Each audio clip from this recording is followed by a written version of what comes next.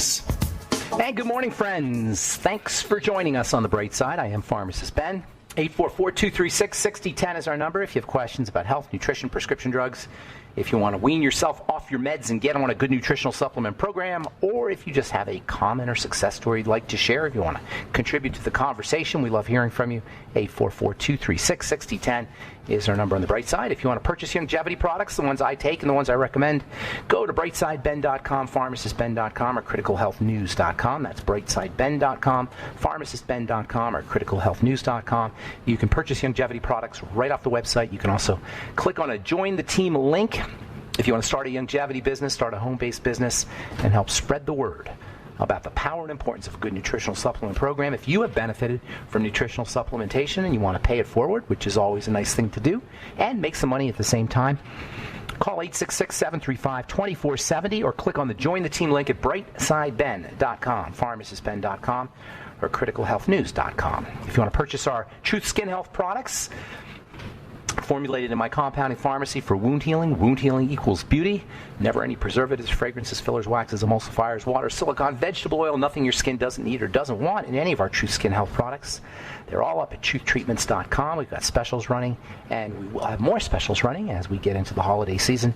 You can also check out our over 1,000, actually over 1,100 4- and 5-star reviews at truthreview.com, truthreview.com, truthtreatments.com for our products, truthreview.com for our reviews. I formulated Truth Treatments, by the way, to leverage the power of fats. We've been talking about the distinction between fats and water, fat-soluble substances or fat-soluble nutrients, fat-soluble biochemicals, and water-soluble nutrients and water-soluble biochemicals for a long time now. I started to notice the importance of fats when I started to really dive into how the skin does its business. The skin does its business largely with fats. In fact, biochemistry, well, let's put it this way. Fats are about stability, and water is about water-soluble nutrients or water-soluble substances are about reactivity. The skin obviously has a certain stability associated with it. All organs have a certain stability, but the skin is a barrier, and because it's a barrier, it's got to have a certain stability, and that stability is largely derived from fats. The skin is like the outside version of a cell membrane, and likewise, the cell membrane is largely composed of fats. The structural component of the cell membrane and the structural component of skin is very fat-dependent. That's when it dawned on me that if we could really focus on fats as ingredients in topical skincare, we could really do a lot of good things. And this is how Truth Treatments work. They really leverage the power of fats, particularly fat-soluble vitamin C, which is a very interesting molecule, and I'll talk about that here in a sec, and also retinol.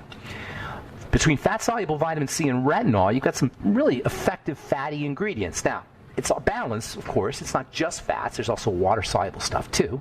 For example, polyelectrolytes and alpha-hydroxy acids. Those are water-soluble. But the fats have a really, really important growth characteristic. They help skin grow. They help skin adjust. They help skin maintain stability under conditions of dynamism. The world's dynamic, the environment's dynamic. The fats give the skin a certain homeostasis, they call it, ability to keep things stable. Now, when it comes to vitamin C, that's a really interesting one because ordinarily vitamin C is water soluble. In fact, even people who know about the importance of vitamin C for the skin are still stuck with water-soluble vitamin C. Water-soluble vitamin C is called ascorbic acid. And water-soluble vitamin C is pretty much useless for creating long-term changes in the skin. There's some benefits to water-soluble vitamin C, but because it's always so unstable, it breaks down quickly, and mostly because it doesn't really travel through the skin surface very effectively, it's pretty much a waste of money. Now, if it was cheap, that would be one thing, but vitamin C containing topical skincare products, some are going for $120, $130 a bottle for what's essentially a 10% solution of ascorbic acid, which you can buy at the health food store. If you're using a vitamin C product, if you're out there you've heard about how important vitamin C is for the skin, and it's water-soluble vitamin C, I hate to break it to you folks, you're being taken advantage of. And if a healthcare professional or skincare professional has recommended it to you, they may want to go back to biochemistry. They may want to start studying some biochemistry. Because the fact is that you can't get water-soluble materials very effectively through the surface of the skin, with some exceptions. One of those exceptions, by the way, is polyelectrolytes. That's rare, though. Water-soluble vitamin C isn't going to make it much past the surface of the skin, the so-called stratum corneum, and even worse, it breaks down. This is why fat-soluble vitamin C is so important. This is one of the reasons why I'm hitting on this distinction between fats and water so much, because if we don't understand it, we're going to get taken advantage of. We're not going to understand how to utilize chemistry. We're not going to understand how to utilize ingredients and skincare products. By the way, one of the early guys to talk about this dualism between water and fat, between lipophilic, fat-soluble or fat-loving, and hydrophilic, water-loving, was a guy named Dr. Emanuel Ravici, who's probably the most important medical scientist. He was a MD and a researcher and a biochemist, the most important medical scientist that nobody's ever heard of. Emanuel Ravici, R-A-V-I-C-I. He lived to be 98 or 100 years old, just died in the 1990s. And he wrote a lot about this distinction between lipids and lipophilic and hydrophilic. Actually, he wrote a lot about antagonistic relationships. The body is binary. We talk a lot in this program about metabolism being a combination of, or a blend of, anabolism and catabolism. That's a classic example of the binary nature of the body. Building up, breaking down. The body's always building up, it's always breaking down. And it's this balance between build up and breakdown that accounts for health. There are antagonistic elements in the body. Calcium is antagonistic to magnesium. Sodium is antagonistic to potassium. Zinc is antagonistic to copper. They all balance each other out. Insulin is antagonistic to glucagon. Acetylcholine is antagonistic to adrenaline. Estrogen is antagonistic to progesterone. These are classic antagonistic relationships, and it's a balance between these antagonistic relationships that accounts for good health. And when I say balance, I don't mean 50-50. I mean they're always constantly going back and forth to each other. Survival and thrival are the ultimate, in my opinion, are the ultimate antagonistic balance. Survival and thrival, fear and love.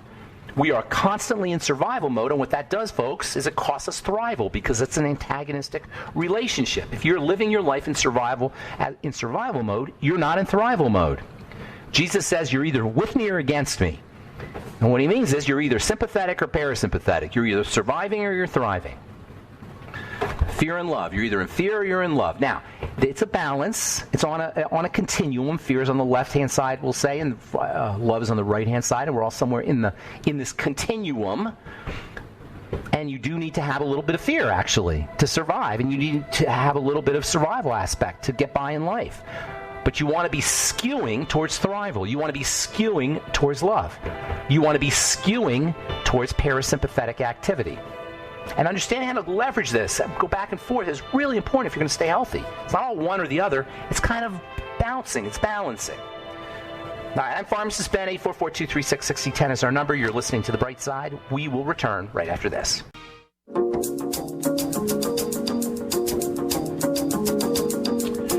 Okay, we are back on The Bright Side. I'm Pharmacist Ben. All our lines are open. If you have questions, comments, success stories you'd like to share, or if you just want to contribute to the conversation, 844-236-6010.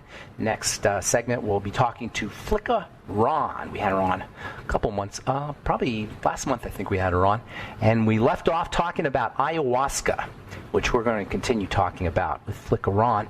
Ayahuasca is a quite fascinating a botanical substance. It's actually a blend of several botanicals, and native Peruvians, indigenous folks who live in the Amazon, have a history of mixing these things up and creating this brew, this concoction, which I've only read about. I haven't done personally, but I've read a lot about it, and apparently you have some really fascinating, interesting shamanic and mind-bending experiences, consciousness-expanding experiences. More and more we're starting to understand the importance of psychotropic medications as therapy. And for a long time, we just lumped psychotropics, that is, drugs that affect the mind, as either illegal or legal. And the legal ones were the ones that had all the nasty side effects, and the illegal ones were the ones that were pretty relatively clean. These psychotropics like LSD and MDMA and DMT and now ayahuasca. Ayahuasca works with a family of molecules that are found in the brain called the tryptamines. And these tryptamines, it's a kind of derivative, amino acid derivative, we'll say, have incredibly powerful and fascinating and therapeutic brain health effects. Ayahuasca is one of those, and we'll talk to Flicka Ron about this. By the way, Flicka is a sound specialist, and her book is The Transformational Power of Sound and Music, which is billed as a handbook for sound healers and musicians. So she's not necessarily, ayahuasca is not necessarily her specialty, but she does know a lot about it. And we're going to talk to Flicka Ron in our next segment. We'll get your phone calls if we have them here right now in this segment, 844-236-6010. So continuing on with these lipophilic substances and understanding the distinction really between lipophilic substances and hydrophilic substances. And it's not that cut and dry, as I was saying. There's this exercise device called a rocker board. Have you ever seen it? It's like a square board, and then it has a ball on the bottom of it, and you're supposed to stand on it, and it's really an amazingly intense exercise and very good for your abductor muscles and adductor muscles, and your inner thigh muscles. And your butt, for that matter, and your core, really. Actually, it's great for your core. You stand on this rocker board, and you kind of go left and right, and you try to balance yourself on the ball. And it is not easy. It's quite difficult, actually, but it's a great exercise, also for your knees. And it kind of exemplifies what the body's always doing with these kind of antagonistic molecules. They're sort of going back and forth, and back and forth, and back and forth. And the trick is to be flexible. The trick is to be able to move as you need to move, to be able to be androgenic when you need to be androgenic and estrogenic when you need to be estrogenic, and kind of adjust according to what the environment requires. Now, of these fat-soluble nutrients, there's a group of them that have a certain kind of watery nature to them, and this mostly fat but slightly watery nature gives them very interesting properties, and there's a couple of these that they're more than interesting, they're essential. You got to have them. If you don't have them, you can't make cells. If you don't have them, you can't make certain hormones. You can't make hormones of inflammation or anti-inflammation. That's another, by the way. Another very important dualism in the body is inflammation and anti-inflammation. And these two molecules, these two essential molecules that are mostly fatty but have a slight amount of water to them, are the key elements. They're turned into the molecules of inflammation and anti-inflammation. We call them essential fatty acids. Omega-6 essential fatty acids and omega-3 essential fatty acids. Not all omega-6s and not all omega-3s are essential fatty acids. That's more of a generic designation, structural designation. But there are two. There's an omega-3 essential fatty acid and there's an omega-6 essential fatty acid that exemplify this balance, this dualism, this binary nature. Omega-3s have anti-inflammatory properties. Omega-6 essential fatty acids have inflammatory properties. And before you get all off on how bad omega-6s are, we need inflammation. In fact, we need inflammation more than we need anti-inflammation. Let me say that again. The body utilizes inflammation more than it utilizes anti-inflammation. Why? Because inflammation is part of the healing process. So in our simplistic way, our medical authorities, in their simplistic way, either because they're simple-minded or because they think we're simple-minded, talk about inflammation as being the bad guy. It's not the bad guy. Excessive inflammation that's out of balance with anti-inflammation, that's the bad guy. When you're skewed inflammatory to the detriment of your anti-inflammatory chemistry, that's the bad guy. When you're locked into anti-inflammatory chemistry and you can't get into when you're locked into inflammatory chemistry and you can't get into anti-inflammatory chemistry, that's the bad guy. That's why you need both omega-6s and omega-3s. And there's way more omega-6 essential fatty acids in the body than omega-3 essential fatty acids. In fact, all cell membranes are utilizing omega-6 essential fatty acids, with the exception of the nervous system and the eyes, which are omega-3 rich essential fatty acids. So for the eyes, for the brain, for neural functioning, peripheral neuropathy perhaps, omega-3s. For everything else, omega-6s, actually you want them both. That's why a good nutritional supplement will have them both in there, omega-6s and omega-3 essential fatty acids. Omega-6s, man, do you know omega-6 essential fatty acids act like natural statin drugs? They will lower your cholesterol. This is from the journal Lipids and Health and Disease. One of my all-time favorite articles. I'm a research junkie, and I collect articles. I love reading scientific articles. And if you're out there and you like chemistry or like nutrition or this kind of stuff turns you on, start reading new articles. Not that you want to believe everything you read, but you want to get a whole bunch of articles and then kind of form a picture so you can make an opinion. You don't want to believe absolutely everything you read, that's for sure. But you tend to get more scientific and more technical information when you read research articles, not studies, by the way. There's a distinction, talking about distinctions here, between research articles and studies. Studies are a waste of time, in my opinion. unless you have a zillion studies that all say the same thing, because you can cherry pick those. 3 kinds of lies: lies, damn lies, and statistics. Studies are statistics. I don't really pay attention to studies too much. They tested 34% of people who ate eggs every day had 25% more heart attacks. This is nonsense. This is silliness. They cherry pick components of how people live their lives. They only ask certain questions. Most studies are epidemiology, by the way, which is a really lame science. I like research articles. Research is when they take a cell and they stick it in a petri dish and see what the cell does. That stuff is more important. So anyway, this is from the journal Lipids and Health and Disease, one of my favorite research articles. Essential fatty acids and their metabolites could function as endogenous, meaning inside, HMG-CoA reductase, and ACE enzyme inhibitors. That means statin drugs and blood pressure drugs. EFAs and their metabolites could function as statin drugs and as blood pressure drugs. Oh, there's more. Antiarrhythmic, antihypertensive, anti-atherosclerotic, anti-inflammatory, cytoprotective, cardioprotective. What else do you need to hear, folks? That means they control inflammation, they protect the cell, they protect the heart, they balance out the heart muscle or heart rhythm, they're antihypertensive, lower blood pressure, they help with atherosclerosis. Until I hear about medical professionals telling their patients or writing prescriptions for essential fatty acids, for omega-6 and omega-3 essential fatty acids, I will always be skeptical of the recommendations of the medical model, of representatives of the medical model. Not talking about individuals here, talking about the medical model itself. All right, I am Pharmacist Ben. You're listening to The Bright Side. We'll be back with Flickeron. Talk some ayahuasca right after this on The Bright Side. Don't go away.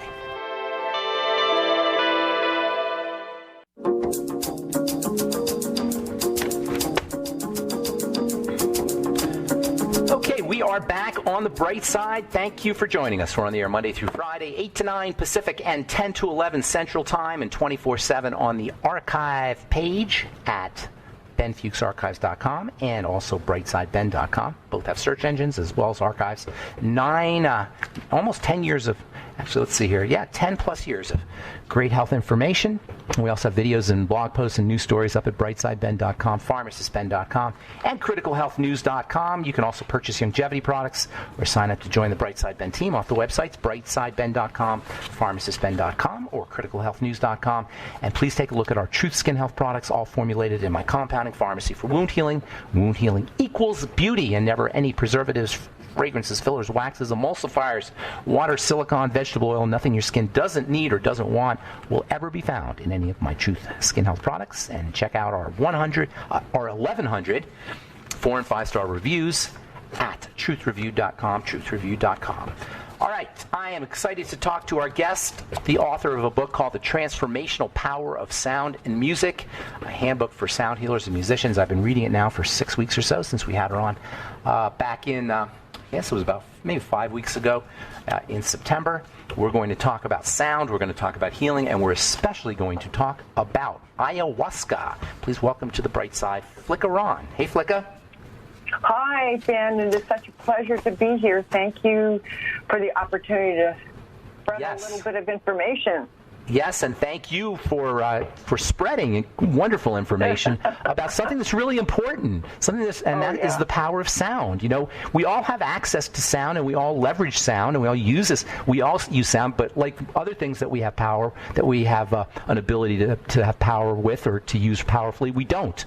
We use it obliviously. So, what is it about sound and music that makes it so powerful in general, and what is it that makes it so powerful for healing and for health? Exactly. Well, I would like for you to just imagine going to a movie without the soundtrack. That would be a kind of different experience for you. It's because music, because of the different instruments that are used in the soundtrack and the harmonies and the intervals, they elicit this very, very strong emotional response from us. And so we've had this hardwired into us, humans have, from our beginning. We connect with music. We use music for our lullabies to put our babies to sleep. We use music to celebrate and to grieve. So, yes, it is webbed into us in a very profound way. You know, I've noticed that sometimes you'll watch the news, literally watch the news, or you'll watch a news show or something, and they'll tell you about they'll tell you about something horrible that's happened, like a murder or like a kidnapping or something terrible, and very subtly, very almost in the background, you hear this music playing. You know what I'm talking about? And guess what? Go ahead. Yeah. And that is, they have opened the door to your subconscious. Yeah. Yeah. So it goes into a deeper part of your brain. Yeah, they're pushing you towards believing something or creating something, even creating imagery. Do you think we create imagery just by hearing sounds like that in the background? Oh, absolutely. And a lot of that imagery is from our own experiences. But yes, it triggers something within us, and then we take that trauma in, and then we begin to see everything through that lens. That's the danger there. Now, you're talking about we're talking about music, but there's this part of the brain called the default mode network. Have you heard of this? The DMN, or the task negative network, they call it sometimes, TNN. Do you know what I'm talking about? It's the voice in the head. The voice, we all have a voice in our head. So this idea of having sound control your reality, it's not just music sound, it's also words. It's also the words we hear. This guy named, you remember that book, Jonathan Livingston Seagull? Of course. You remember Richard Bach, right? Livingston, yes, Yeah. So he wrote a book called Hypnotizing Maria. Real little book, it's about 100 pages. And in it he talks about how words hypnotize us. Just talking. Right? We fall into hypnotic trances just when we're talking. And then we have this voice in our head that does the same thing as well. So how can we control our experience by controlling the sounds that we're hearing, either in our head or in our lives? We have to intercept it. We have to intercept that voice, because that's really the subconscious talking to you from the experiences that it has gone through, from past life experiences even. So if that is a voice you do not want to hear, I would say listen to music that's uplifting and concentrate on that. So you have to intercept it. You know, I noticed you can't listen to music and think at the same time. Like, really listen to music. If you're thinking, you can't listen to the music, and if you're listening to music, you can't think. Have you noticed that? I will have to think about that. Put on some headphones. Put on some headphones, some music, and notice that if you're thinking, you miss the notes or the sounds of the music. And if you're in the sounds, right. So it's a matter of I get it. Focus. Yes. So if you're focusing on music, you're right. You're not thinking. You are focusing on the music and just following the melody lines or even the words in the music. Yeah. Even in your body, even in your body, you're feeling the music and you're not thinking. Yes, that is right. So music is kind of like a way of leaving the thinking mind, do you think? Yeah, it is the only way that I meditate. I just can't sit and, I wish I could, but I can't. I need something to focus on. People do it with their breath, but I prefer music. So when I meditate, I listen to music with no words and just very slow music, and that puts me in a very deep alpha state, almost sometimes even theta, which is the visionary state. Okay, so I was about to ask you about that. So we're gonna have to take a break here real quick, but I want to spend the rest of the time talking about this topic that we touched on last time. That's ayahuasca. We didn't get to really talk about it. I only know what I've read, and I know about it from a pharmacological point of view because I've always been fascinated with this family of compounds that give ayahuasca its power. But you've actually done this stuff, right? I've done 10 ceremonies. Okay, so I want to hear. I'm going to give the rest of the time. We're going to take a break here in a minute, but I want you to share with everybody about this amazing. And I'm saying amazing just because I've read so much amazing stuff about it. What exactly happens? What's a ceremony? How does it How does it change you? I imagine it changes you. Just download us. I will. Give me a chance. Okay. Go ahead. Oh, okay. All right. So I actually, the first 2 ceremonies I did in Mexico, in Querétaro, I went to a shaman there and was within a group of about 7 people. And it's very, very important. I want people to really hear me when I say you must choose a shaman who is trustworthy, because you are opening up a portal. And what does that mean? What does that mean, opening up a portal? Well, you enter into altered states, into another realm. That's real. Things. It's a real thing. It's not just a hallucination. No, it is real. It is as real as this. Yes. Okay, hang on to that. We got to dive into that, okay? Because isn't that cool? There's this reality that's real, but it's not this reality. That's an amazing concept, just in and of itself. All right, we got Flicker on the bright side. Her book is The Transformational Power of Sound. We're going to talk more with sound and music. We'll talk more with Flicker on when we return on the bright side right after this.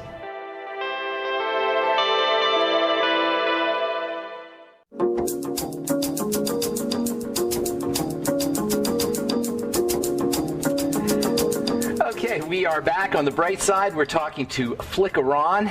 Her book is Healing, The Transformational Power of Sound and Music, a handbook for sound healers and musicians. So, Flicker, before we went to break, we're starting to talk about this alternate reality. But even before we get into that, what exactly is ayahuasca from I know it is from a chemical standpoint, but actually, what are you doing? You're drinking this awful stuff? Well, I'm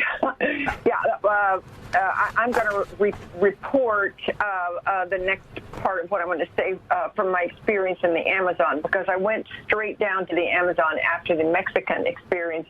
I wanted to go to the source. So that is where this vine, the ayahuasca vine, grows, and it is harvested by the sacred shaman, medicine men, and then they mix it with leaves called the crachuna leaves, and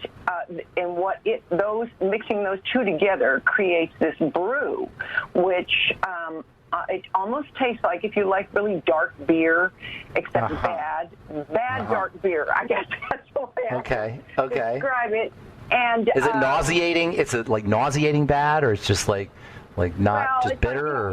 It's not. You wouldn't ask for a second cup, but you can get it down. And because on the other side of drinking that brew is just the most incredible, profound, life-shifting experience.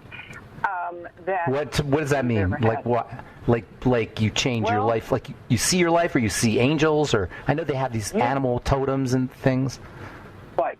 Well, what you do? Okay, so when you drink this brew, and you have to think outside of what we accept here, is I was in direct communication with the spirit of that plant. And that plant, it's a feminine plant, and people who are in this world call that spirit Mother Ayahuasca. And she directs what is going to be the learning for that evening when you're in the ceremony, and you have to trust her. And I was able to communicate directly with her, and she would answer. It was, it's mind-blowing, Ben. Questions about your life? Questions about your life? Absolutely. It's about my life and how it was my I had chosen this life to transmute or to change everything that had been painful in my life, in which I'd been bitter or resentful or angry, and that had to be transmuted into love. And so those were my marching orders. So then she showed me every part of my life where I had created those heavy energies, and as if my body was really the Holy Grail, I had to transmute that into love and compassion for myself and for the other people in my life. And I finally got to, as she showed me the reasons why I had chosen those experiences, why my soul had chosen those experiences, I was able to get to gratitude. for everything. Gratitude for everything.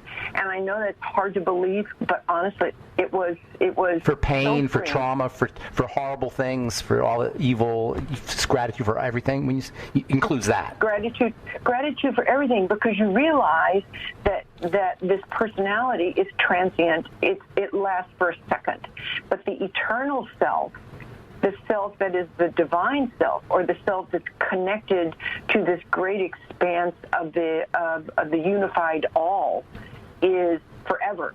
And so it's just like you're watching a movie, and you see, oh, that's why that happened. But here I am, and I'm safe, and I'm full of love, and thank you for that lesson. So this is not just mere thoughts in your head. This is a reality that you're in. It's not like you're thinking these things. You're actually in a reality, correct? I experienced past lives. I didn't experience the physical pain, but I experienced the emotional pain. I experienced being burned at the stake. Wow. And I know this is difficult to hear, but the lesson that I learned was profound through that lifetime. Were you this way anyway, or did you did you tend to see other things anyway before you did ayahuasca? Or this totally opened you up, totally woke you up? No, I'm just like a regular person. Yeah. No, it totally opened things up. And do I see them now? I think I'm much more aware of energy now, and I can sense things, but no, on my own. Can I go into these places? No, and I would not want to. You know what's interesting is, while the skeptics can say, oh, that's just silly and you're hallucinating, blah, blah, blah, so many people say the same thing about Mother Ayahuasca. Mother Ayahuasca is the thing. And the serpent, did you see the snakes things? I did. Did you read Jeremy Narby? I forgot if I asked you this. Did you read Jeremy? Did, yes. Yeah. I did read the Divine Serpent. Yeah. The Cosmic Divine Serpent. The Cosmic Serpent. The Cosmic Serpent. Yeah, it was an astounding book. Yeah, astounding. So absolutely. She came to me as a serpent. She came in two ways. She came as a serpent and also as a jaguar. And the serpent said, I need to open your throat and your heart. And and I opened my mouth, and the serpent went down my body. Now, I know that may seem just, crazy, but I was not afraid. I just opened myself up because I trusted her, implicitly trusted her. And so then she did, and the heart opened up, and I started seeing these glorious, beautiful things, and the feelings of bliss were beyond what I could even imagine. Wow. Did you get sick? Yeah. I hear people get Yeah. Yeah? Yes, it's purging. It's probably purging all the stuff that was going on in your life. It's energetic purging, yeah. Yeah. And so in the Maloka, which is where the ceremony is held, everyone is on a mat, and they have a bucket beside them, and you throw up in the bucket. Everybody's doing it. It's no big deal. And then you feel so much better after that, and then you're cleared. So it's like a clearing. It's a purging. And you feel better. You feel better when you feel cleaner. You feel cleaner. Yeah. Exactly. Because it's energetic. We know everything is energetic anyway. Right. So it's getting rid of what you've been carrying, and it feels glorious. Now, what did people say when you got back? Did they notice that you were a different person? You like people you knew and your family, etc.? Well, my husband said, you just seem so calm. That's what he said. He said, you seem calm and peaceful, and I have been ever since then, because I know everything. There's a reason for everything, and there's no reason ever to be afraid of anything, because I'm an eternal spirit. I know that. And this is a short period. Everything, this whole life, let alone individual experiences, are very short, very, very transient, right? You got a sense of that. Extremely. Yes. Yeah. That's probably the most important thing. Do you think? What do you think about this? The most important thing we can understand is that everything is so transient. Because when something's happening, we think it'll never end, right? When something terrible happens to us, we have this idea. For some reason, we're immersed in it. We don't see the boundary or where it ends, right? And knowing that, it can get you through anything. That everything ends. It's all temporary. Right. And even the deeper realization is to ask, why am I experiencing this? What is a lesson here for me to learn? So that you use everything in your life, Ben, everything you use for your evolution, for your betterment, everything. It's being used anyway, right? I mean, you're just like being coherent with that, because that's what's happening anyway. Everything's being for your evolution, no? Exactly. But, you know, you're becoming your own divine awareness. That's what ayahuasca does. It allows you to become or aware of the divine connection you have with this body and this ego. But you're experiencing through this body. It's a vehicle, but you aren't it. You are not it. All of this sounds so amazing except for one thing. Okay. That you got to, like, go to Peru or Ecuador. You know, you got to, like, there's a lot of work that's involved here if you want to have this wonderful experience. Well, then you have to ask yourself, how much do you want to be free? That's awesome. That's a great question. How invested are you in your own freedom? I would do anything. That was my motivation. I would do anything to be free. Flicka, we're just out of time, but I'm going to talk to you off. Can you hang on for just a second? Because I find this incredibly fascinating. Yes. FlickaRahn.com. Flicka, Flicka, Ron, RAHN.com. Her book is The Transformational Power of Sound and Music, a handbook for sound healers and musicians. And her website is super cool. And she's got all kinds of other things she does, her energy tuner nap, and just all kinds of good stuff on the website. Thank you so much for being on the bright side, Flicka. I'm Pharmacist Ben. Have yourselves a wonderful, beautiful, awesome, spectacular day. We'll talk to y'all later, folks. Bye for now.